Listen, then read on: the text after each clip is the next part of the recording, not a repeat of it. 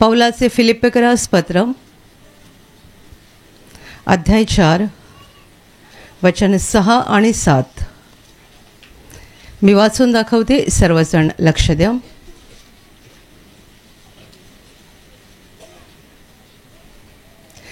कशाविषयीही चिंताक्रांत होऊ नका, तर सर्व गोष्टींविषयी प्रार्थना व विनंती करून आभार प्रदर्शनासह आपली मागणी देवाला कळवा. म्हणजे सर्व बुद्धी सामर्थ्याच्या पलीकडे असलेली देवाने दिलेली शांती तुमची अंतकरणे व तुमचे विचार ख्रिस्त येशूच्या ठायी राखील.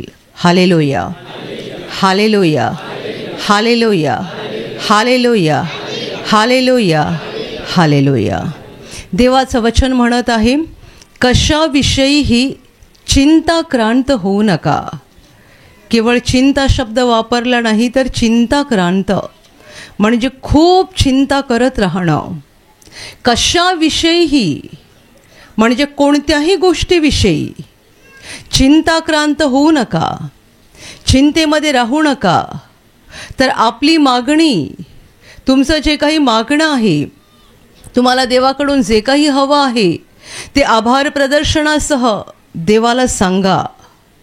तुमच्या मनातले विचार, तुमच्या इच्छा आणि तुमचं दुःख हे देवाला सांगणं गरजेचं आहे. आणि याचं कारण पुढे दिलेलं आहे, म्हणजे सर्व बुद्धी सामर्थ्याच्या पलीकडे असलेली देवाने दिलेली शांती तुमची अंतकरणे आणि तुमचे विचार ख्रिस्त येशूच्या ठायी राखील. Hallelujah, hallelujah, hallelujah, hallelujah. माझ्या प्रिय भावांनो आणि बहिणींनो, बायबलमध्ये हा सल्ला आपल्याला देण्यात आला आहे. प्रभू येशूने स्वतः सांगितलं आहे, तुमच्यामध्ये असा कोण आहे की जो चिंता करून आपल्या आयुष्याची दोरी हातभर वाढवायला समर्थ आहे. म्हणजे प्रभूने स्वतः पण शिकवलं की आपण कसल्याच गोष्टीची चिंता करू नये. तर आपण आपलं मन देवासमोर उघड करावं, आपण आपलं ओझं देवाच्या हातात द्यावं, आपण आपली सगळी चिंता देवावर सोपवावी, अशी देवाची इच्छा आहे. आणि हे आपण का केलं पाहिजे याचं कारण पुढे दिलेलं आहे की जर आपण हे असं केलं, म्हणजे आपण चिंता केली नाही, तर आपण आपली मागणी देवासमोर ठेवली, आपण आपला भार देवावर टाकला, आपण आपली सगळी भिस्त देवावर ठेवली, तर आपल्याला एक फार मोठी शांती मिळेल. ती शांती कशी आहे सांगा? वचन म्हणतं, सर्व बुद्धी सामर्थ्याच्या पलीकडे असलेली देवाने दिलेली शांती. ही अशी शांती आहे, वचन अशा शांतीविषयी बोलत आहे, जी शांती जगाला कधीच समजू शकत नाही. आणि जी शांती जगातल्या कोणत्याही गोष्टीद्वारे, कोणत्याही वस्तूद्वारे, कोणत्याही माणसाद्वारे आपल्याला मिळू शकत नाही. म्हणून वचनात शब्द आहे, सर्व बुद्धी सामर्थ्याच्या पलीकडे असलेली. बुद्धीची ताकद, मानवाची सगळी ताकद याच्या पार असलेली अशी देवाने दिलेली शांती तुम्हाला मिळेल. ती काय करेल? ती शांती तुमचे विचार आणि तुमचं अंतकरण येशू ख्रिस्तामध्ये राखून ठेवेल. Hallelujah, hallelujah, hallelujah. माझ्या प्रिय भावांनो आणि बहिणींनो, इथे बसलेल्यामध्ये आणि वचन ऐकणाऱ्यामध्ये मला असं वाटत नाही की एकतरी व्यक्ती अशी असेल जी सांगेल, माझं जीवन 100% परिपूर्ण आहे, मला काही दुःख नाही आहे. नसेलच कोणी, आणि कोणी असू शकत नाही. आपल्या जीवनात काही ना काही दुःख असतंच, काही ना काही वेदना असतातच. प्रत्येकाच्या जीवनात अनेक वेळा आपण दुसऱ्याकडे बघतो आणि म्हणतो, त्याचं बरं चाललंय, माझं कधी बरं चालेल? त्याचं सगळं बरं चाललंय, पण माझं कधी बरं चालेल? पण जेव्हा तुम्ही प्रत्यक्षात वस्तुस्थिती बघाल, तेव्हा तुम्हाला असं वाटेल, त्याच्यापेक्षा माझी स्थिती जरा बरी आहे. सुरुवातीला वरवरून बघतो तेव्हा आपल्याला वाटतं त्याचं बरं चाललंय, माझं बरं नाही चाललं. पण जेव्हा नीट बघतो, निरखून बघतो, तेव्हा आपण म्हणतो देवा थँक्यू, त्याच्यापेक्षा माझी अवस्था जरा बरी आहे. जगातले लोक असो की देवामधले लोक असो, सगळ्यांच्या जीवनामध्ये दुःख आहे, सगळ्यांच्या जीवनामध्ये कष्ट आहेत. आता जगातल्या लोकांच्या जीवनातलं दुःख आणि देवाच्या लोकांच्या जीवनातलं दुःख यामध्ये फार मोठा फरक असा की जगातले लोक आपल्या दुःखाने हतबल होतात, गळून जातात, त्यांना खूप मेहनत घ्यावी लागते, पैसा खर्च होतो, दगदग सोसावी लागते. प्रभूच्या लोकांचं असं आहे की दुःख आहे तरी ते बिनधास्त आहेत, कारण त्यांना हे माहिती आहे आमचा भार उचलणारा आमच्याबरोबर आहे, आमचं रक्षण करणारा आमच्याबरोबर आहे. Hallelujah, hallelujah, hallelujah. आम्हाला हा भरवसा आहे की आमचा निर्माता आमचा बाप आहे आणि तो आमच्यावर प्रेम करतोय, त्याच्यावर आमची भिस्त आहे. पण आपण असं सांगू शकत नाही की माझ्या जीवनात काहीही दुःख नाही आहे, कोणीच सांगू शकत नाही. प्रत्येकाच्या जीवनात काही ना काहीतरी दुःख आहे. अगदी काही नसेल ना तरी तुमच्या डोक्यावरचे केस गळतात त्याचं तरी तुम्हाला दुःख असेल. काही नसेल तर केस पांढरे व्हायला लागलेले आहेत त्याचं तरी दुःख असेल. एका तरुण मुलाने मला सांगितलं मला आत्महत्या करायला वाटते. कशासाठी? डोक्यावरचे केस पांढरे व्हायला लागले आहेत. वय काय? मला वाटते 17-18 असं काहीतरी वय असेल. मी बघितलं त्याच्या डोक्यावरचे पुष्कळ केस पांढरे झाले होते आणि तो रडत होता. तो म्हणतो मला आत्महत्या करायला वाटते. म्हणजे तुम्हाला काही दुःख नसेल ना तर डोक्यावरचे केस चालले त्याचं तरी दुःख असेल, किंवा केस पांढरे व्हायला लागले त्याचं तरी दुःख असेल, पण दुःख आहेच प्रत्येकाच्या जीवनामध्ये. आपण प्रभूमध्ये आल्यानंतर आपलं खूप मोठं भार प्रभू हलका करतो, पण थोडा थोडा भार आपल्या जीवनामध्ये राहतो आणि तो राहणं गरजेचं आहे. बैलाच्या मानेवरती जू असलं की तो सरळ चालतो, पूर्ण रिकामा असला की सैरावैरा इकडे तिकडे धावत राहतो.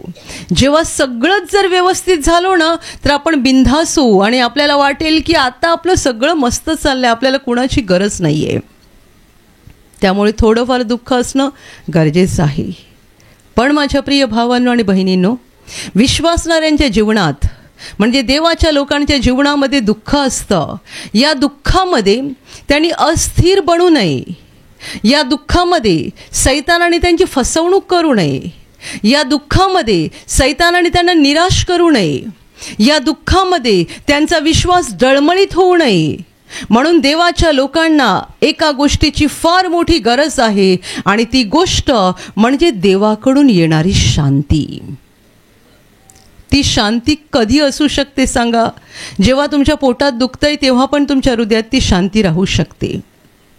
ती शांती कोणत्याही संकटात आपल्यासोबत राहू शकते, कोणत्याही दुःखात आपल्यासोबत राहू शकते. ही शांती एवढी महत्त्वाची आहे ना, एवढी महत्त्वाची आहे, कारण त्या शांतीशिवाय आपण देवामध्ये स्थिर राहू शकणार नाही. तुमच्या जीवनात दुःख आहे आणि जर तुमच्या हृदयात शांती नाही आहे, ती देवाकडून आलेली शांती तुमच्यातून निघून गेली असेल तर तुम्ही डळमळीत होणार, अस्थिर होणार, घाबरणार, मनामध्ये काय काय काय काय काय काय विचार यायला लागणार, घाबरत जाणार, मनात वेगवेगळे विचार येणार, निराश होत जाणार आणि तुमचा विश्वास हलत राहणार. आणि मग अशा वेळेला लोक बऱ्याच वेळेला चुकीचा निर्णय घेतात. अस्थिर मनस्थितीमध्ये चुकीचा निर्णय घेतला जातो. Hallelujah, hallelujah, hallelujah. म्हणून म्हणतात ना, जेव्हा तुम्ही घाबरलेला असाल तेव्हा काही निर्णय घेऊ नका. जेव्हा तुम्ही रागात असाल तेव्हा काही निर्णय घेऊ नका. उत्तम निर्णय आणि चांगला निर्णय आपल्याला शांतीमध्ये असतानाच घेता येतो. जेव्हा आपल्या मनात शांती आहे तेव्हाच आपण उत्तम निर्णय आणि योग्य निर्णय घेऊ शकतो. घाबरलेले असताना, निराश असताना, रागात असताना, अशा मनाच्या ज्या काही अवस्था आहेत त्यामध्ये आपण जेव्हा निर्णय घेतो तेव्हा पुष्कळ वेळा ते निर्णय चुकतात आणि नंतर आपल्याला पस्तावा होतो. Hallelujah, hallelujah. आणि म्हणून देवाच्या लोकांना ह्या गोष्टीची फार मोठी गरज आहे. शांती, देवाची शांती. येशू ख्रिस्ताचं बलिदान होण्याआधी तो आपल्या शिष्यांबरोबर बोलत होता तेव्हा त्याने त्यांना काय दिलं सांगा? शांती. येशू त्यांना म्हणाला, मी तुम्हास शांती देऊन ठेवतो. जसं काय आपण एखाद्याला पैसे देऊन ठेवतो, एखादी वस्तू देऊन ठेवतो, तसं येशू आपल्या लाडक्या शिष्यांना सांगतोय, मी तुम्हाला शांती देऊन ठेवतो. का शांती देतो? तुम्हाला आता यापासून त्याची गरज आहे. शिष्यांना माहिती नव्हतं की आता काय होईल. प्रभूला माहिती होतं, मला धरलं जाईल, मारलं जाईल, मी मरेन यांच्या समोर, आणि हे घाबरणार, निराश होणार, सैतानाने फसवेल. म्हणून येशू त्यांना म्हणतोय, मी तुम्हाला शांती देऊन ठेवतो. मी आपली शांती तुम्हास देतो. अजून स्पष्ट करतोय, कोणती शांती? आपली. येशू म्हणतो, मी माझी शांती तुम्हाला देतो. जग देतं तशी मी तुम्हाला देत नाही. मी तुम्हाला जगाची शांती देत नाहीये. ती जी काही शांती आहे ती फसवी गोष्ट आहे. मी तुम्हाला माझी शांती देतो. दुःख सहनाच्या आधी येशूने आपल्या शिष्यांना काय देऊन ठेवलं असेल तर ते म्हणजे शांती देऊन ठेवली.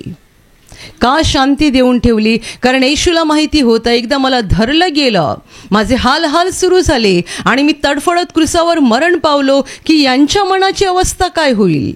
हे घाबरणार, निराश होणार, पळून जातील, काही चुकीचा निर्णय घेतील. आणि म्हणून येशूने त्यांना महत्त्वाची, सगळ्यात मौल्यवान गोष्ट दिली, मी तुम्हाला शांती देऊन ठेवतो. Hallelujah, hallelujah. मरणावर विजय मिळवून येशू तिसऱ्या दिवशी जिवंत झाला. आणि जेव्हा त्याने शिष्यांना प्रथम दर्शन दिलं, शिष्य घाबरले होते सगळे. येशूला मारलं या लोकांनी तर आम्हाला पण मारतील, आणि या भीतीने सगळे एका घरामध्ये बंद होते. त्यांना बाहेर उतरायची हिंमत होत नव्हती. आणि त्या बंद खोलीमध्ये येशूने प्रवेश केला. त्या बंद खोलीत म्हणजे दारे खिडक्या बंद असताना येशू प्रकट झाला आणि येशू त्यांना पुन्हा म्हणाला, तुम्हास शांती असो. तो वारंवार काय देत होता? शिष्यांना शांती देत होता. शिष्यांना हे नाही सांगितलं, आता मी जाणार तर तुम्हाला थोडेफार पैसे लागतील, तर मी पैसे देऊन ठेवतो तुम्हाला. त्यांच्याकडे दानपेटी होती. बायबल म्हणतं ते जिकडे जिकडे जायचे तिकडे ती पेटी असायची आणि लोक त्याच्यामध्ये दान टाकायचे. तर येशूने सांगितलं असं, जरा ही पेटी उघडा, याच्यातले थोडे थोडे पैसे तुम्हाला वाटून ठेवतो, तुम्हाला याची गरज लागेल. नाही, मी तुम्हाला शांती देऊन ठेवतो. मरणातून उठल्यावर त्यांना दर्शन देतोय आणि परत तेच बोलतोय, तुम्हाला शांती असो. कारण तुम्ही घाबरला आहात. तुम्हाला गरज कसली आहे? शांतीची गरज आहे. शांती माणसाला प्रभूमध्ये स्थिर ठेवते. शांती माणसाचं हृदय आणि माणसाचे विचार देवामध्ये स्थिर ठेवते. आणि म्हणून देवाच्या सगळ्या लोकांना रोज आपल्या जीवनामध्ये शांतीची सगळ्यात मोठी गरज आहे. आणि ती शांती दारूपासून मिळणारी शांती नाही आहे. ती शांती मोबाईलवर सिनेमा बघून मिळणारी शांती नाही आहे. ती शांती मित्रांबरोबर इकडे तिकडे भटकून मिळणारी शांती नाही आहे. ती शांती आहे देवाची शांती. म्हणून वचन म्हणतं, सर्व बुद्धी सामर्थ्याच्या पलीकडे असलेली अशी शांती. पौल अशा शांतीविषयी बोलत आहे जी माणसाच्या बुद्धी सामर्थ्याच्या पलीकडे आहे. ती देवाने दिलेली शांती तुमची अंतकरणे आणि तुमचे विचार ख्रिस्त येशूमध्ये राखील. म्हणजे आपले विचार, आपली अंतकरणे येशूमध्ये स्थिर ठेवायची आहेत. तर आपल्या सगळ्यांना देवाने दिलेल्या शांतीची गरज आहे. ती शांती जी जगाला ठाऊक नाही आहे. म्हणून म्हटलं आहे बुद्धी सामर्थ्याच्या पलीकडे असलेली शांती. काही महिन्यापूर्वी एका बहिणीने साक्ष दिली. मला नक्की आठवत नाही तिचा मुलगा की मुलगी, काहीतरी मूल तिचं शाळेमध्ये होतं, असेल 5-6 वर्षाचं. आणि अचानक त्याला चक्कर आली, मूल बेशुद्ध झालं. शाळेतून फोन आला, लवकर या, तुमच्या मुलाला घेऊन जा हॉस्पिटलमध्ये, तुमचं मूल इकडे बेशुद्ध पडलेलं आहे. ती बहीण चांगली विश्वासणारी होती. ती म्हणते, मला हा फोन आल्यानंतर काहीच भीती वाटली नाही. मी तयारी केली, प्रभूसमोर गुडघे टेकले, प्रार्थना केली आधी, आणि मी शांतपणे घरातून निघाली. मी शाळेमध्ये पोहोचली तोपर्यंत माझा मुलगा शुद्धीवर आला होता आणि मुलांबरोबर खेळत होता.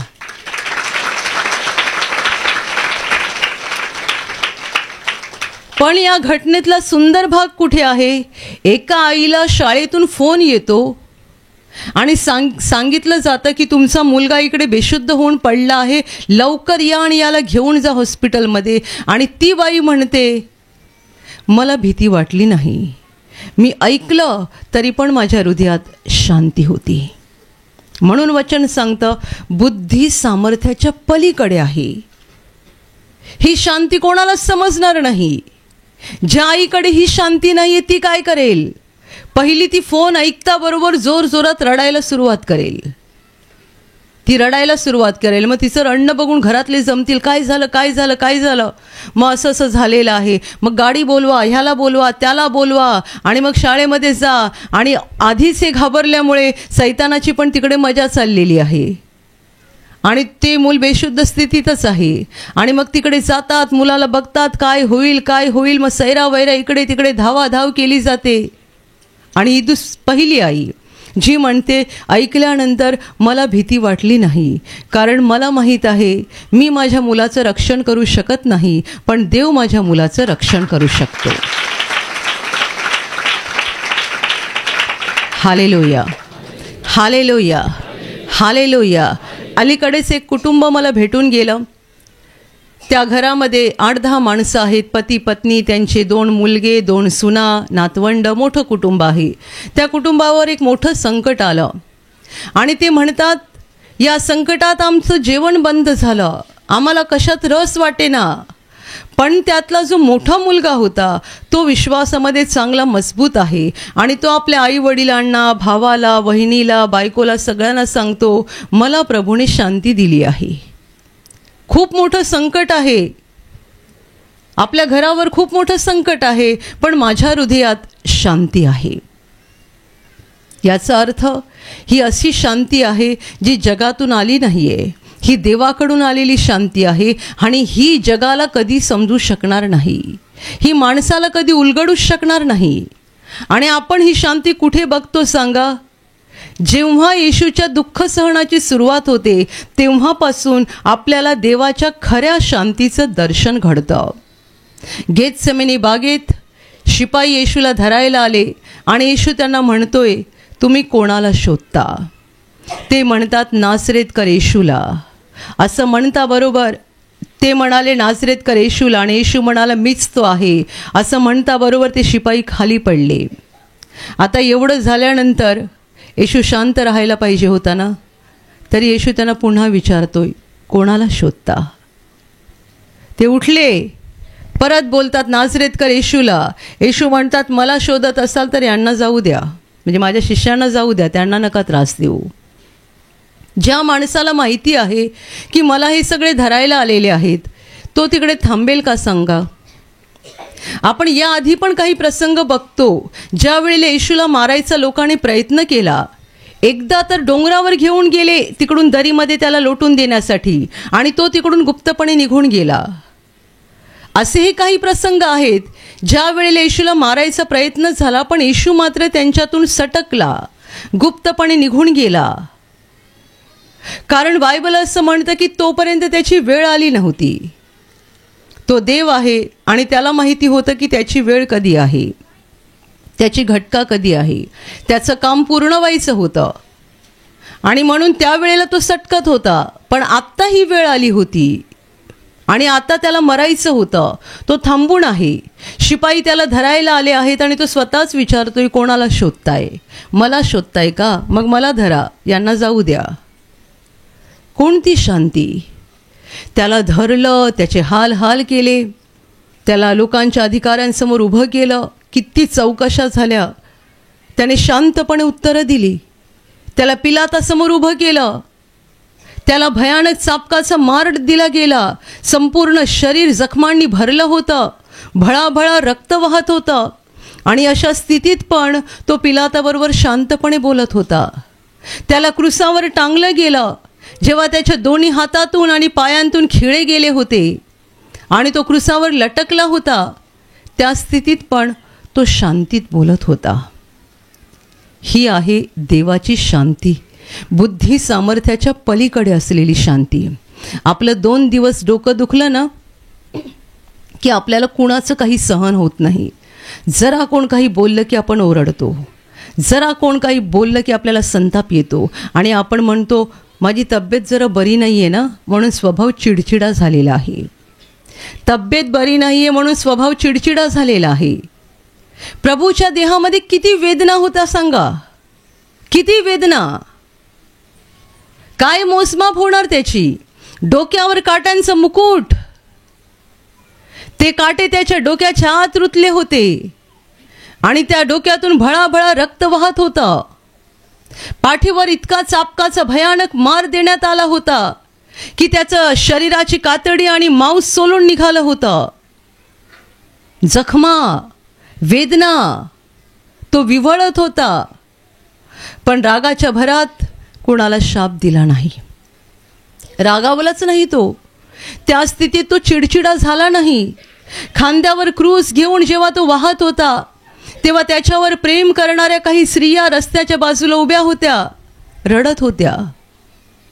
येशू क्रूस वाहताना थांबला आणि त्यांच्याकडे वळून म्हणतोय, यरुशलेमच्या कन्यांनो, तुम्ही माझ्यासाठी रडू नका, तर स्वतःसाठी आणि आपल्या मुलाबाळांसाठी रडा. एवढ्या शरीरात वेदना असताना माणूस एवढा शांत राहू शकतो? ज्या वेळेला तो क्रूस वाहत होता तेव्हा त्याची काय अवस्था होती. आधीच पूर्ण शरीर ते भयानक फटके खाऊन चाळण झालेलं होतं. डोक्यावर काट्यांचा मुकुट होता आणि पाठीमागून शिपाई चाबूक मारत मारत त्याला पुढे नेत होते. एवढ्या वेदनेत तो विव्हळत होता आणि तरी पण कुणीतरी माझ्यासाठी रडतंय म्हणून तो थांबला आणि तो त्यांना सांगतोय, यरुशलेमच्या कन्यांनो, मुलींनो, माझ्यासाठी रडू नका, तर स्वतःसाठी आणि आपल्या मुलाबाळांसाठी रडा. क्रूसावर टांगलेला असताना हातातून पायातून खिळे आर पार गेले आहेत. शरीर टांगलेलं आहे, तो जमिनीवर उभा नव्हता. शरीर त्या लाकडाच्या खांबावरती टांगलेलं होतं. त्या स्थितीमध्ये पण तो किती शांतपणे बोलत होता, हे बाप्पा, यांना क्षमा कर, कारण हे काय करत आहेत हे त्यांना समजत नाही. त्याच्या क्रूसाच्या खाली त्याची आई उभी होती, रडत होती. येशूचा जन्म झाला तेव्हाच तिला देवाकडून संदेश मिळाला होता, तुझ्या हृदयातून तलवार आर पार जाईल. येशूची आई मरिया, हिला येशू जेव्हा बाळ होता तेव्हाच देवाने संदेश देऊन ठेवला होता, तुझ्या हृदयातून तलवार आर पार जाईल. तिला कळलं पण नसेल की याचा अर्थ काय, पण जेव्हा ती क्रूसाखाली उभी होती आणि तिच्या पुत्राला अशा रीतीने बघत होती तेव्हा तलवार तिच्या हृदयातून जात होती आणि तो संदेश त्यावेळेला पूर्ण झाला जो येशू बाळ असताना तिला देण्यात आला होता की तुझ्या हृदयातून तलवार आरपार जाईल. अतिशय दुःखी आणि कष्टी बाई, जगातली सगळ्यात दुःखी बाई बनून ती त्या क्रूसाकडे बघत होती असहाय्यपणे. ती आपल्या मुलाला सोडवू शकत नव्हती, वाचवू शकत नव्हती, फक्त रडत होती, वेदनेने विव्हळत होती. मुलाचे अश्रू बघून, मुलाचं तडफडणं बघून. तिच्या बाजूला उभा होता येशूचा लाडका शिष्य योहान. येशू क्रूसावर आहे, हे क्रूसाखाली उभे आहेत, असहाय्य स्थितीमध्ये रडतायत, दुःखी आहेत, कष्टी आहेत. आणि हा जगाचा तारणारा जो क्रूसावर सगळ्यात जास्त वेदनेने तडफडत होता तो आपल्या आईला सांगतोय, बाई, हा पहा तुझा मुलगा.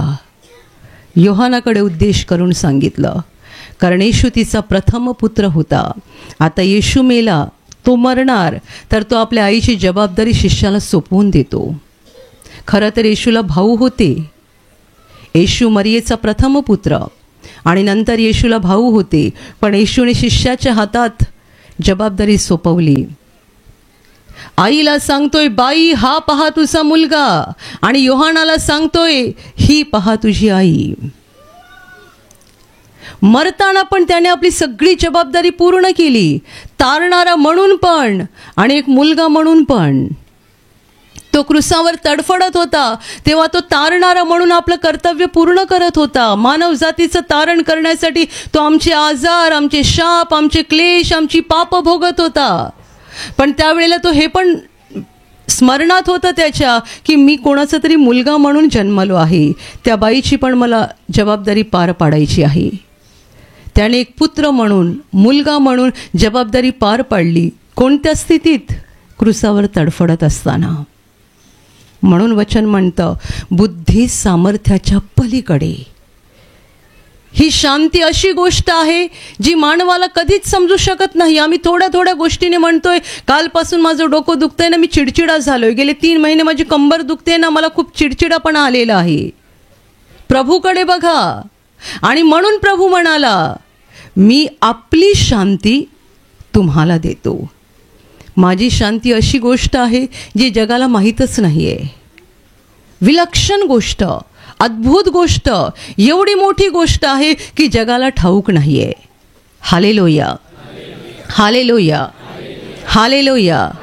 आणि हे नेहमी लक्षात ठेवा की आपल्याला या देवाच्या शांतीची गरज आहे. ही जर शांती आपल्यामध्ये राहिली नाही तर आपण प्रभूमध्ये स्थिर राहू शकणार नाही. अस्थिर बनत राहू, डळमळत राहू. सैतान आपल्या विश्वासावर सारखा सारखा हल्ला करत राहील आणि आपल्याला अस्थिर करतच राहील, एकसारखा अस्थिर करेल. तुम्ही मला सांगा की इथे हा खांब उभा आहे, या खांबाला तुम्ही हलवत राहिलात, हलवत राहिलात, हलवत राहिलात, तो जर मजबूत असेल ना तर सुरुवातीला हलणार नाही. पण तुम्ही आपले प्रयत्न सुरू ठेवा, सुरू ठेवा, ताकद वाढवा. 1 जण, 2 जण, 3 जण, आणि मग तो खांब हलत राहील, हलत राहील, हलत राहील, आणि शेवटी काय होईल सांगा? उपटून निघेल. अगदी त्याप्रमाणे विश्वासणाऱ्याचे जीवन असते. आपण प्रभूमध्ये मुळावलेले असतो, पण सैतान आपल्याला हलवतो, हलवतो, विश्वासामध्ये हलवतो. सुरुवातीला जर आपला विश्वास चांगला असेल तर आपण थोडेसे हलतो, मग तो अजून ताकद लावतो, म्हणजे अजून मोठं संकट, अजून मोठं दुःख, अजून मोठी निराशा, अजून मोठा आवाज काढून तो आपल्याशी बोलतो. लक्षात ठेवा, सैतान आपल्याशी फार मोठ्या आवाजात बोलतो. देव पण आपल्याशी बोलतो, पण देव हृदयात बोलतो, शांतपणे बोलतो. देवाचा आवाज सत्याचा आवाज आहे. सत्य ओरडत नाही, सत्य ओरडत नाही, सत्य चिडत नाही. असत्य ओरडतं, असत्य मोठा गाजावाजा करतं, असत्य चिडतं. सैतानाचे शब्द खोटे आहेत म्हणून तो मोठ्याने बोलतो, मोठ्याने. पवित्र आत्मा सत्य बोलतो, म्हणून आपल्या हृदयात आपल्याला शांतपणे पवित्र आत्म्याचा आवाज ऐकायला येतो. तो दुष्ट आपल्याला हलवत राहतो, हलवत राहतो, हलवत राहतो. ज्याप्रमाणे एक खांब जर तुम्ही सतत हलवत राहिलात तर शेवटी त्याची सगळी ताकद संपेल आणि तो मुळासकट उपटला जाईल किंवा मधोमध मोडून तरी पडेल. त्याप्रमाणे एका विश्वासणाऱ्याला सैतान जितका हलवत राहतो, हलवत राहतो, आणि तो जर हलत गेला, हलत गेला, हलत गेला तर शेवटी तो विश्वासापासून मागे जाणार. म्हणजे त्याने आपला पाया प्रभूमध्ये घातला होता, सैतानाने त्याला मुळासकट उपटून काढलं. कसं काढलं? त्याच्या विश्वासावर हल्ले करून करून करून, त्याला हलवून हलवून शेवटी त्याला देवाच्या राज्यातून बाहेर काढलं. आणि हेच घडू नये म्हणून आपल्याला गरज आहे देवाच्या शांतीची. Hallelujah, hallelujah, hallelujah. देवाची शांती ही अशी गोष्ट आहे जी आपल्याला सगळ्या संकटामध्ये स्थिर ठेवते. देवाची शांती अशी गोष्ट आहे की तुमच्या शरीरामध्ये आजार असेल आणि आजाराने तुम्ही तडफडत असाल तरी तुम्ही सांगाल, देव चांगला आहे, तो माझ्यावर प्रेम करतो. शरीरात आजार आहे पण तुमचं हृदय बोलत राहील, देव माझ्यावर प्रेम करतो, त्याने मला सोडलं नाही आहे. ही देवाची शांती आहे. आजारात पण ती आपल्याला स्थिर ठेवते, संकटात पण स्थिर ठेवते. जेव्हा आपण निराश होतो तेव्हा पण ती आपल्याला स्थिर करते. देवाची शांती आपल्या जीवनातल्या सगळ्या वाईट अवस्थेमध्ये आणि सगळ्या वाईट परिस्थितीमध्ये आपल्याला स्थिर ठेवते, स्थिर, हलू देत नाही. येशू हल्ला नाही. सैतानाने केवढे प्रयत्न केले, त्याला छळणारी, मारणारी, चेष्टा करणारी, त्याच्यावर थुंकणारी माणसं दिसत होती, पण खरं तर ती माणसं नव्हती, त्यांच्यातून सैतानाचे दूत काम करत होते.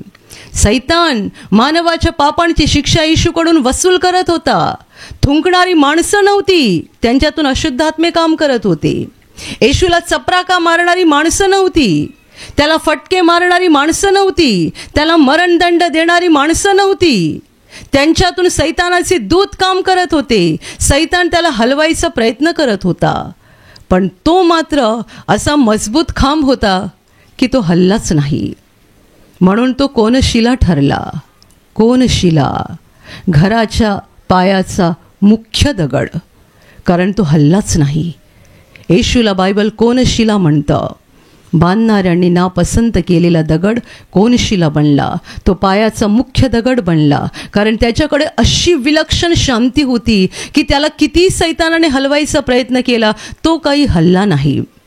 शेवटचा प्रयत्न हा पण करून बघितला. अरे आंधळ्याचे डोळे उघडणाऱ्या, आंधळ्याला वाचवलं तर आता स्वतःला पण वाचव. अरे मेलेल्याला जिवंत करणाऱ्या, तू एवढ्या लोकांना बरं केलं, स्वतःला वाचवता येत नाही का? त्याच्या उजव्या आणि डाव्या बाजूला 2 चोरांना पण क्रुसावर खिळलं होतं. त्यातल्या एकाने पण येशूची निंदा करून त्याला म्हटलं, तू जर देवाचा पुत्र आहे तर स्वतःला वाचव आणि आम्हाला पण वाचव. हे काय होतं? ही सैतान आता शेवटची ताकद लावत होता त्याला हलवण्यासाठी. पण तो हल्ला का सांगा? त्याची ताकद संपली नव्हती, त्याचं सामर्थ्य संपलं नव्हतं, पण तो क्रुसावरून उतरला नाही. त्याला शेवटचा शाप पण घ्यायचा होता. माणसाच्या पापांचा सगळ्यात शेवटचा आणि मोठा शाप म्हणजे मृत्यू.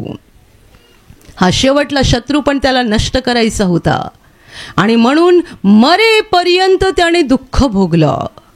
मरेपर्यंत त्याने अपमान सहन केला. मरेपर्यंत कष्टात तो विव्हळत राहिला, पण तो हल्लाच नाही, मेला. आणि देवाने 3ऱ्या दिवशी त्याला वैभवाने जिवंत केलं.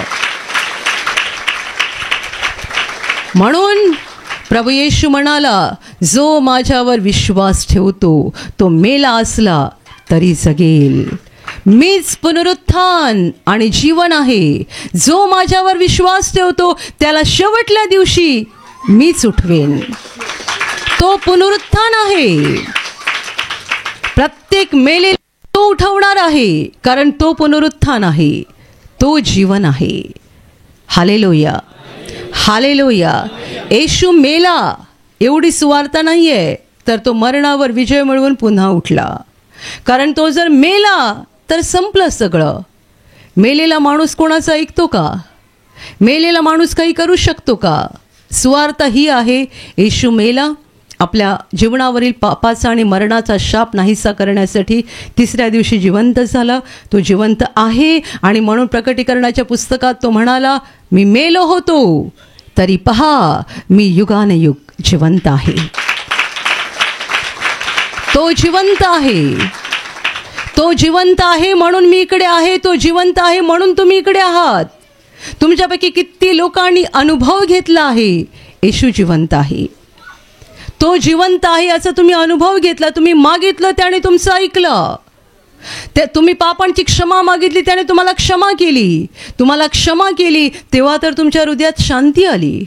तेव्हा तर तुम्हाला कळालं की मी पूर्वी कसा होतो, मी पूर्वी कशी होते, आता कशी झाले. पूर्वीपेक्षा निश्चितपणे आता तुमच्या हृदयात खूप शांती आलेली आहे. याचा अर्थ देवाने तुम्हाला पापांची क्षमा दिलेली आहे. Hallelujah, hallelujah, hallelujah, hallelujah. माझ्या प्रिय भावांनो आणि बहिणींनो, हे नेहमी लक्षात ठेवा. आपल्याला प्रभूमध्ये स्थिर राहण्यासाठी सगळ्यात महत्त्वाची गोष्ट गरजेची आहे, ती म्हणजे आपल्याला देवाची शांती मिळाली पाहिजे.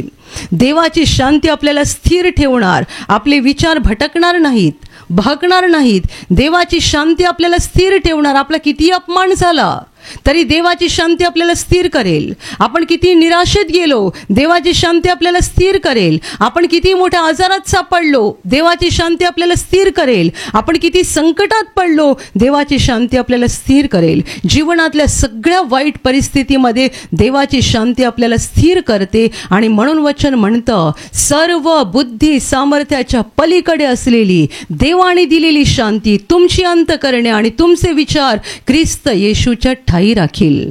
पहिलं वचन म्हणतं, कशाविषयी पण चिंता करू नका, काळजी करू नका. तुम्ही जर चिंता करत बसाल तर तुम्ही अस्वस्थ होणार. काळजी नका करू. तुम्हाला काय पाहिजे, तुमच्या गरजा काय आहे, तुमचं दुःख काय आहे, देवाला सांगा.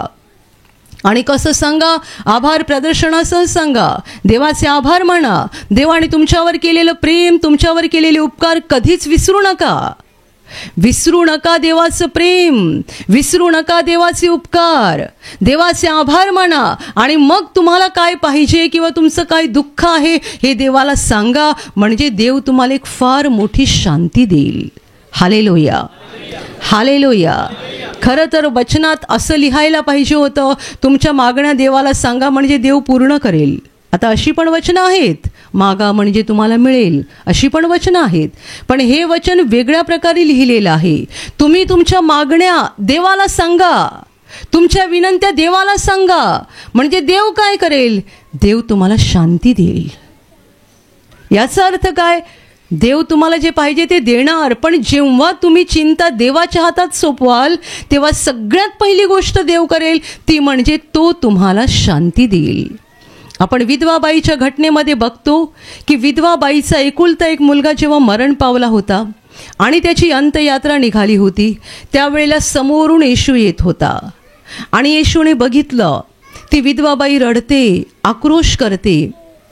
हा तिचा एकच मुलगा, एकतर ती विधवा, त्यात हा जो मेला तो तिचा एकच मुलगा. म्हणजे आता तिला कुणाचा आधारच राहिला नाहीये. तिचं रडणं, तिचा आक्रोश पाहून येशूला तिचा कळवळा आला. त्या बाईची दया आली. येशू तिच्या जवळ गेला आणि तिला म्हणतो, रडू नको. तिला सांगतो रडू नको. आपण कोणाला तरी सांगतो रडू नको ते, आणि निर्माणकर्त्याने सांगणं रडू नको ते, यामध्ये फरक आहे. आपण कोणाच्या घरी सांत्वनाला गेलो, त्यांच्या घरात कोणीतरी तरुण मुलगा, तरुण मुलगी मरण पावलेली आहे, आपण सांत्वनाला गेलो तर आपण सांगतो रडू नका, रडू नका, एवढंच आपण बोलू शकतो. पण आपण पुढे काही करू शकत नाही. येशू तिला सांगतो रडू नको. आणि मग पुढे काय केलं? तिरडीजवळ गेला. त्याने तिरडीला स्पर्श केल्यानंतर खांदेकरी उभे राहिले. येशू त्या मुलाला म्हणतो, मुला मी तुला सांगतो उठ. लगेच त्याने डोळे उघडले, तो जिवंत झाला. आणि येशूने हा मुलगा आईच्या हवाली केला. खरं तर जेव्हा येशूने बघितलं की तरुण मुलाची अंत्ययात्रा चाललेली आहे आणि त्याची आई एवढी रडते, तर येशू लगेच जाऊन मुलाला जिवंत करायला पाहिजे होतं. पण त्या ठिकाणी दोन महत्त्वाच्या गोष्टी लिहिलेल्या आहेत. पहिली गोष्ट, येशूने त्या बाईकडे जाऊन तिला सांगितलं रडू नको.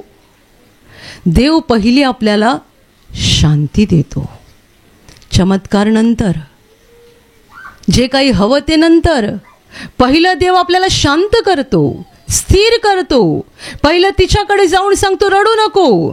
नंतर त्या मुलाकडे, त्या प्रेताकडे गेला, त्याला जिवंत केलं आणि तो मुलगा त्याने आईच्या हवाली केला, असं बायबल सांगतं. म्हणजे येशूने हा चमत्कार त्या मुलासाठी नाही तर त्याच्या रडणाऱ्या आईसाठी केला. Hallelujah, hallelujah, hallelujah. कितीही मोठं संकट येवो, कितीही मोठं दुःख येवो, कितीही मोठा आजार येवो, सगळ्यात पहिली गोष्ट करा, आपली मागणी आभार प्रदर्शनासह देवाला कळवा. देवाला कळवा. तुम्ही हॉस्पिटलमध्ये गेलात रिपोर्ट घ्यायला आणि रिपोर्ट आला डायबिटीज झाला आहे 450. मग काय करणार? पहिला फोन उचलून नातेवाईकांना सांगणार, मित्रांना सांगणार. ते काय करतील सांगा? ते काय करू शकतात? डायबिटीजचा रिपोर्ट आलेला आहे, 450 डायबिटीज झालेला आहे आणि डॉक्टर म्हणतायत तुम्ही फार गंभीर स्थितीमध्ये आहात, काही पण होऊ शकतं, पक्षघात होऊ शकतो किंवा अजून काही पण होऊ शकतं. आणि तुम्ही घाबरलात आणि मग ह्याला सांगा, त्याला सांगा, फोन करा. काही नाही आहे, तुमचं डायबिटीस आलं आहे 450. शांत रहा. हे प्रभू, ही माझी चिंता आज या घडीला मी तुझ्या हातात सोपवत आहे. आजपर्यंत तुम्हाला सांभाळलं, तुम्हाला सुरक्षित ठेवलं आणि माझा पुरा भरवसा आहे यापुढे पण तूच मला सांभाळणार. Hallelujah, hallelujah, hallelujah. तुमचं वय जर 40 असेल तर देवाला सांगा, 40 वर्ष तुम्हाला सांभाळलंस, माझी पूर्ण खात्री आहे पुढे पण तुम्हाला सांभाळणार. तुमचं वय 60 असेल तरी देवाला सांगा, 60 वर्षे जर तुम्हाला सांभाळलंस तर पुढे पण मला सांभाळणार, माझा भरवसा आहे.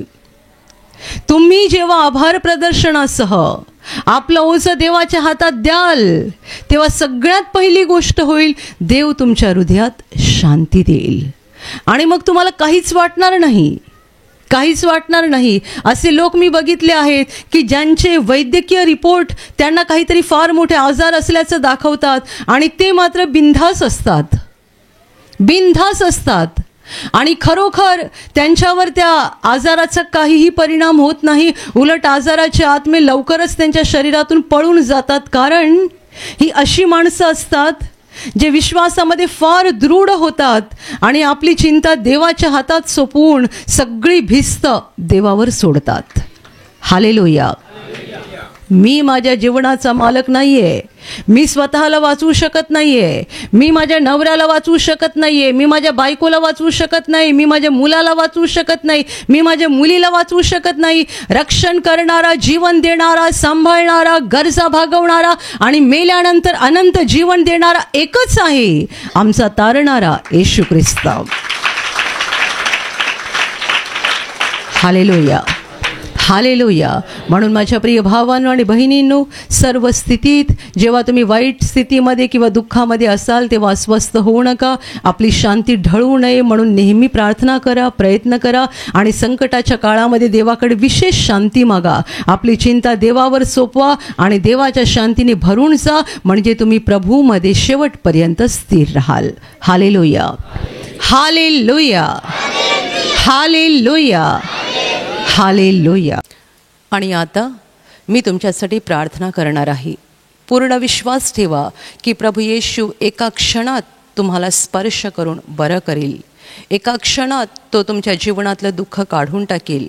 कारण प्रभू आजही जिवंत आहे. 2000 वर्षांपूर्वी तो देहरूपात या जगात होता. आज देहरूपात नाही आहे, पण आत्म्याच्या रूपाने आहे. आणि जिथे जिथे लोक त्याच्यावर विश्वास ठेवतात आणि विश्वासाने त्याला हाक मारतात, तिकडे तिकडे तो त्यांच्या अगदी जवळ असतो. त्यांना बरं करायला, त्यांना आनंदित करायला आणि त्यांना सैतानाच्या हातातून सोडवायला तो नेहमीच तयार असतो. म्हणून विश्वास ठेवा, प्रभू इथे आहे. तो तुम्हाला स्पर्श करेल आणि तुमचं जीवन बदलून टाकेल. जिथे तुम्हाला आजार आहे तिथे विश्वासाने हात ठेवा आणि तिथे हात ठेवणं शक्य नसेल तर छातीवर हात ठेवा. प्रभू येशूच्या नावाने या क्षणाला तुमच्या शरीरातले सगळे आजार नष्ट होत, प्रभू येशूच्या नावाने तुमच्या जीवनातील सगळी दुःख निघून जावोत. सैतानाची सर्व कामं तुमच्या घरातून आणि तुमच्या कुटुंबातून प्रभू येशूच्या नावाने पूर्णपणे नष्ट होत. सर्व शुद्धात्म्यांनो, प्रभू येशूच्या नावाने मी तुम्हाला आज्ञा देत आहे, या क्षणाला यांना सोडून निघून जा आणि पुन्हा त्यांच्यात शिरू नका. प्रभूचं महान सामर्थ्य तुमच्यावर येऊ. पवित्र आत्मा तुमच्यावर येऊ. पवित्र आत्म्याचा आनंद तुमच्या जीवनात येऊ. पवित्र आत्म्याची शांती तुमच्या हृदयात येऊ आणि तुमचं जीवन स्वर्गीय प्रकाशाने भरून जावो. आमीन.